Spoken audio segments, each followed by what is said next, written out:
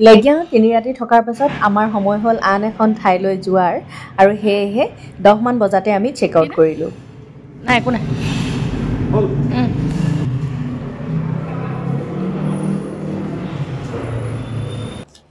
এয়া হৈছে হোটেলৰ ব্ৰেকফাষ্ট এৰিয়াটো আৰু মানে ৰেষ্টুৰেণ্ট এৰিয়াটো কাৰ্টিয়াৰ্ড 9টো।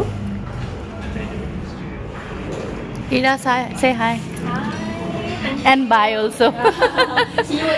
See you again, yeah. আমি লেগিয়ানৰ পৰা পাটাংবাই পৰ্টলৈ যাবলৈ ওলালোঁ। 1 ঘণ্টা 40 মিনিটমান বা প্ৰায় 2 ঘণ্টা সময় লাগে যিহেতু বাই ৰোড গ'লে, গতিকে গ্ৰেব নামৰ এপৰ পৰা মই এখন গাড়ী বুক কৰিলোঁ।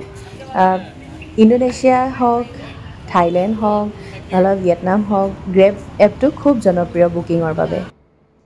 মূৰত ৰুমাল চুমাল বান্ধি মানে যেনেকৈ আৰু ষ্টাইল কৰিম বুলি ভাবিছিলোঁ তেনেকেই কৰিছোঁ। ভাল দেখক বেয়া দেখক, বাকী এয়া ৰাইজৰ কথা শুনকচোন, ইমান মজাৰ ট্ৰিপ মাৰে নহয়।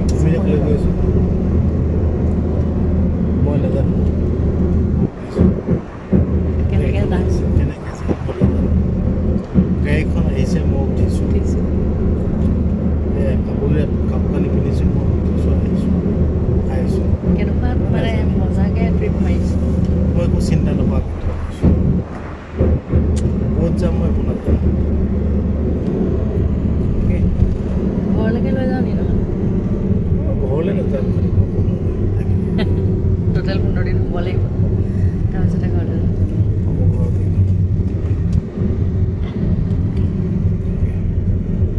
আমি পুৱাই প্ৰাৰ্থনা জনাওঁ এগৰাকী চাকি বা ধূপ দি, কিন্তু বালিৰ হিন্দু লোকসকলে পুৱাই পূজা অৰ্চনা কৰে এনেধৰণেৰে চানাং চাৰি আগবঢ়ায়। টকৌ বা নাৰিকলৰ পাতেৰে বনোৱা টুকুৰিবিলাকত ৰং বিৰঙৰ ফুল, চাউল, ধূপ, অৰিহণা ইত্যাদি থাকে আৰু এইবিলাক মানুহৰ ঘৰৰ আগতে হওক, দোকান পোহাৰতে হওক, মন্দিৰৰ আগতে হওক বা ৰাজহুৱা বিভিন্ন স্থানত তেওঁলোকে আগবঢ়ায়। সাগৰ পাৰত গ'লেও দেখিব আগবঢ়ায়।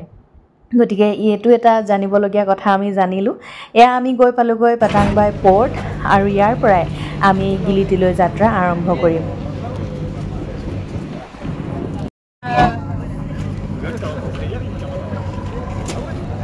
এতিয়া আমি গিলিটিলৈ যাবলৈ লৈছোঁ।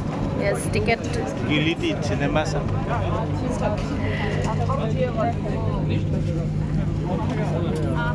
এই পাটাংবাই পৰ্টৰ পৰা পুৱা 8 বজাৰ পৰা বিয়লি 4 বজালৈকে বিভিন্ন ঠাইলৈ, যেনেকৈ নুচা পেনিডা, নুচা দোৱা, নহ'লে বা গিলিটি, বিভিন্ন ঠাইলৈ মানে একেৰাহে ফাষ্ট বোট, ফেৰী মানে এইবিলাক চলিয়ে থাকে।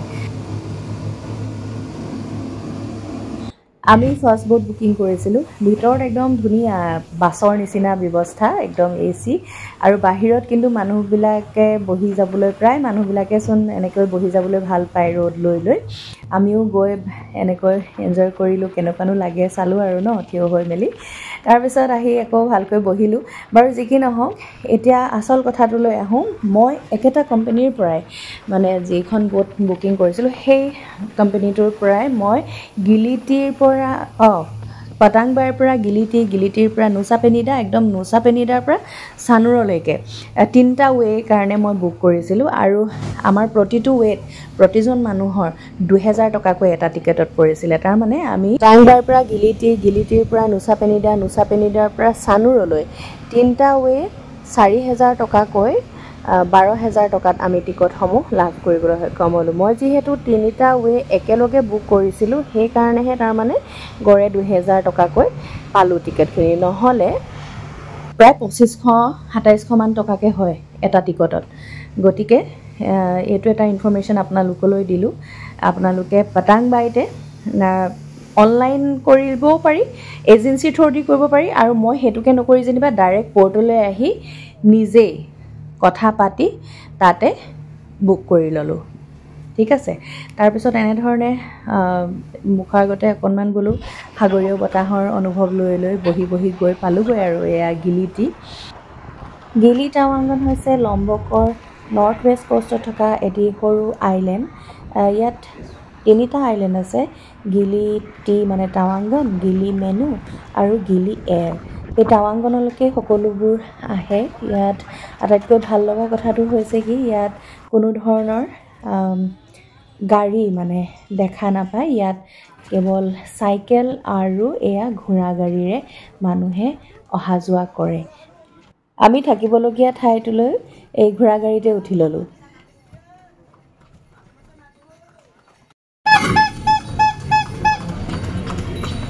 আৰু এয়া আমি থাকিবলগীয়া ঠাইডোখৰ পালোগৈ টাৰ্টল পইণ্ট আছিলে তাৰ মানে বিচখনৰ অপজিট সাইডে এই ৰিজৰ্টখন আছিলে মানে সেই ৰাস্তাটো পাৰ হ'লে আৰু টাৰ্টল পইণ্টটো পায় তাৰ পিছত মই ভাবিছিলোঁ আৰু এওঁকো জনাইছিলোঁ যে বোলো গিলি টাৱাংগনৰ ভাইব ল'বলৈ হ'লে এনেকুৱা ধৰণৰ হাতত থাকি ভাল লাগিব দেই বিভিন্ন ধৰণৰ ভিলা বা লাক্সাৰি হোটেল আছে কিন্তু আমি দুজনে সিদ্ধান্ত লৈছিলোঁ যে নাই সাগৰৰ পাৰত এনেকুৱা ধৰণৰ হাতত থাকি কেনেকুৱা লাগেনো আমি চাম আৰু হোৱা আমি পোৱাৰ পাছতে ওয়েলকাম ড্ৰিংক দিছিলে তাৰ পিছত এইটো হৈছে ৰুমটো কাঠেৰে আৰু খেৰেৰে নিৰ্মিত আজবাবসমূহো কাঠৰে বহল বেসিক যিখিনি সুবিধা থাকে সেই সুবিধাখিনি থকা এটা ৰুম আৰু আমি যিহেতু উলাই যোৱাৰে বেছি প্ল্যান প্ৰগ্ৰাম আৰু পিছদিনাও আমাৰ স্নৰ্কলিং কৰিবলৈ যাবলৈ আছে যিহেতু গতিকে আমাৰ অনলাইন মই দেখি মানে যিখিনি সুবিধা